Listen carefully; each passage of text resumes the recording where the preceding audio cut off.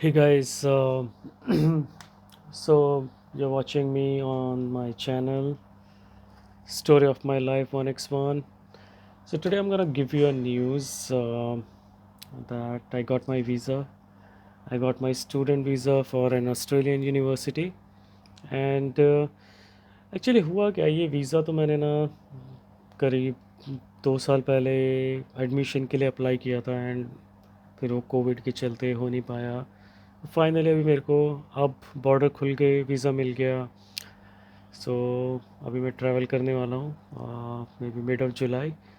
तो इस वीडियो में बेसिकली ना I am gonna explain the entire end to end procedure कि आप कैसे एक यूनिवर्सिटी में एडमिशन ले सकते हो। थोड़ा सा टीडियस होता है, थोड़ा सा स्ट्रेसफुल भी होता है, बट एंड ऑफ डे मतलब जब सब हो जाता है तो आपको लगता है कि हाँ चलो फाइनली।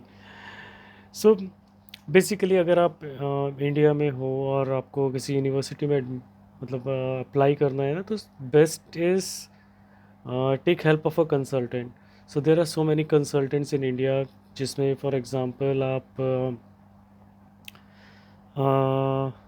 जैसे मैंने अपने केस में आईडीपी की हेल्प ली थी।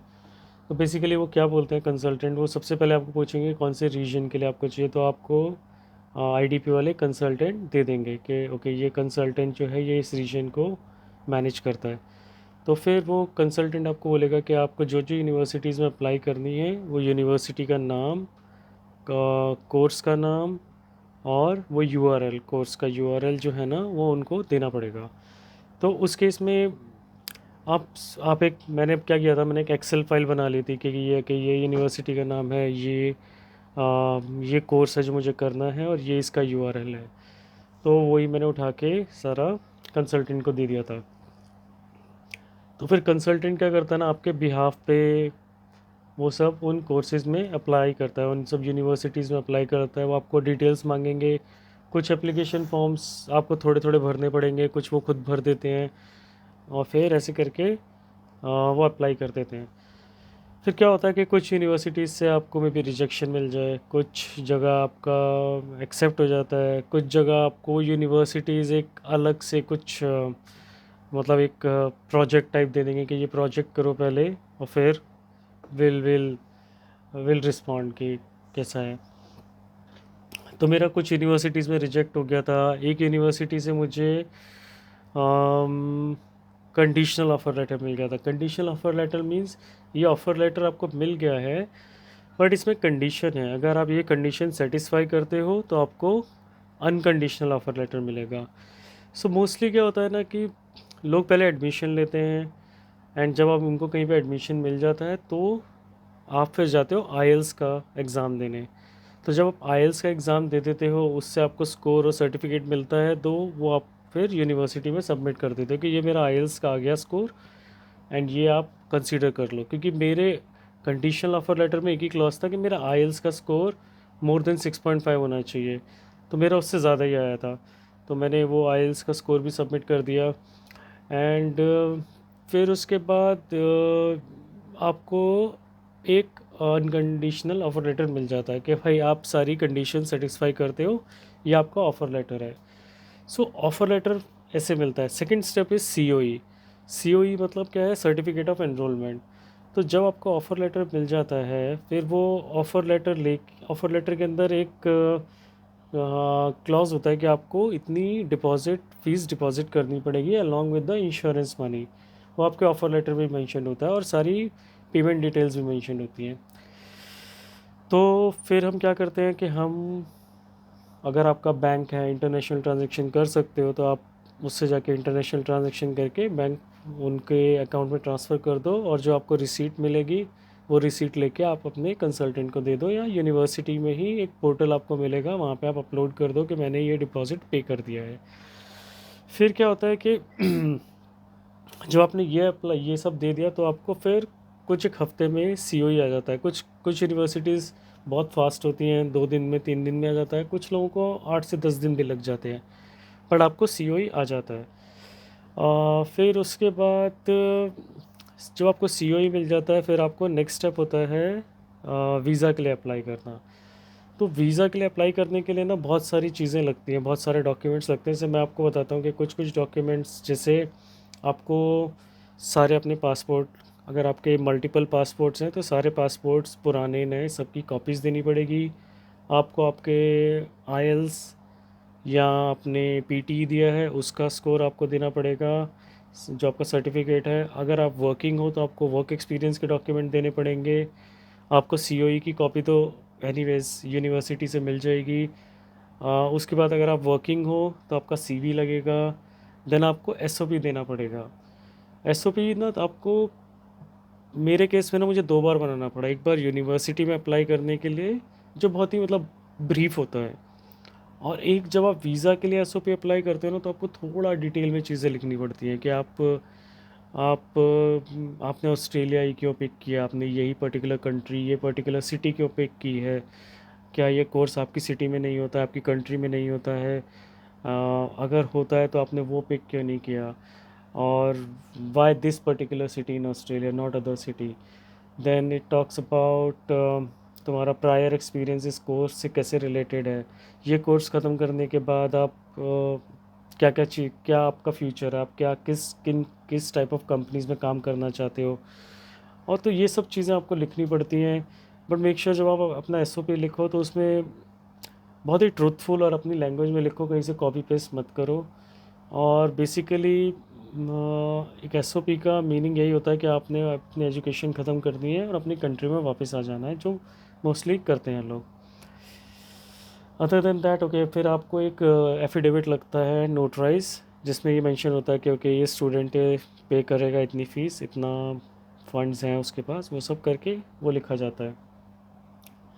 फिर अगर आप मैरिड हो तो आपको मैरिज सर्टिफिकेट देना पड़ता है। फिर वीज़ा के कुछ फॉर्म्स होते हैं वो लगते हैं। फिर आपकी जो इंश्योरेंस होती है, हेल्थ इंश्योरेंस, उसकी कॉपी लगती है। अगर आपके पेरेंट्स आपको स्पॉन्सर कर रहे हैं तो आपके स्पॉन्सर का एफिडेविट लगेगा। सीए की स्टेटमेंट लगती है, एसेट एंड लाइबिलिटीज़ की। अगर आप वर्किंग हो तो आपकी स्टेटमेंट भी लगेगी एसेट और लाइबिलिटीज़ की। अगर आप वर्किंग नहीं हो तो आपके पेरेंट्स की लगेगी। उसके अलावा आपके स्पॉन्सर का पासपोर्ट लगेगा, पैन कार्ड लगेगा, इनकम टैक्स रिटर्न लगेगा 3 इयर्स, और एनी अदर इनकम प्रूफ। मेरे केस में ये सीन था कि मैं वर्किंग हूँ, तो मैंने अपने ही सारे प्रूफ्स दिए, मेरे स्पॉन्सर के कोई प्रूफ्स नहीं लगे। मेरा एजुकेशन ना तो कोई बैंक लोन था, ना मैं मेरे पेरेंट्स से कोई हेल्प ली इस केस में। तो आई am gonna pay my own fees on my own. तो मैंने कहीं से, मुझे स्पॉन्सर्स के डॉक्यूमेंट्स की ज़रूरत नहीं पड़ी।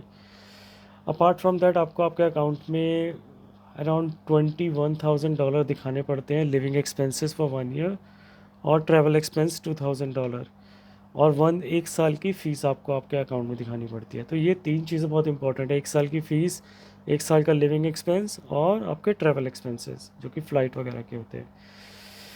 तो ये सारे डॉक्यूमेंट्स लगते हैं, तो थोड़ा इधर उधर भागा दौड़ी होती है to get these documents ready. फिर ये जब आप सबमिट करने के बाद आपको नेक्स्ट डे जाना पड़ता है मेडिकल चेकअप के लिए। तो आपके कंसल्टेंट ही आपको बताएंगे कि ये आपकी सिटी के हिसाब से कि ये हॉस्पिटल्स में आप जाओ, और आपको एक नंबर मिलता है, वो नंबर लेके आप जाओगे। तो वहाँ पे आप हॉस्पिटल में वो नंबर दोगे, और बेस्ड ऑन दैट वो आपके सारे टेस्ट करेंगे। आपका urine test, physical health, eyes checkup, height, weight सब चेक करेंगे वो। और उसकी रिपोर्ट आपको नहीं मिलेगी, उसकी रिपोर्ट आपको वो डायरेक्टली इमिग्रेशन में सबमिट करते हैं।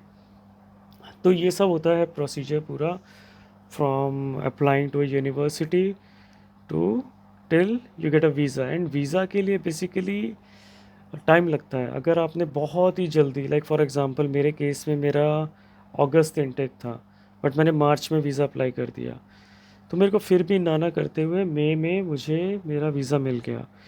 कुछ लोगों को 10 दिन में मिल जाता है। अभी फॉर एग्ज़ाम्पल अगर किसी का अगस्त इंटेक है और अगर वो से जून में वीज़ा अप्लाई करेगा, तो उसको हो सकता है 10 दिन के अंदर ही वीज़ा मिल जाए। बट आप वीज़ा जब आपको मिलेगा, आपको कहीं नहीं जाना है, आपकी ईमेल पे आएगा, आपको आपका कंसल्टेंट आपको वीज़ा भेज देगा। आपको कोई इंटरव्यू के लिए नहीं जाना है, आपको कोई बायोमेट्रिक्स के लिए नहीं जाना, अनलेस लाइक यूएस में आई थिंक ये चलता है, बट ऑस्ट्रेलिया में नहीं चलता है। और अपार्ट फ्रॉम दैट वीज़ा के ऊपर आपके मेंशन होती है कि आपको एंटर करना है इस कंट्री में बाय दिस डेट। मतलब इन माय केस मेरे को बिफोर 28 ऑफ अगस्त मुझे ना ऑस्ट्रेलिया में एंटर करना पड़ेगा। और वहाँ पे देखा होता है कि this is the duration for 2 years, और बाकी काफ़ी सारी चीज़ें लिखी होती हैं, आपका नंबर वगैरह, university date and all those things.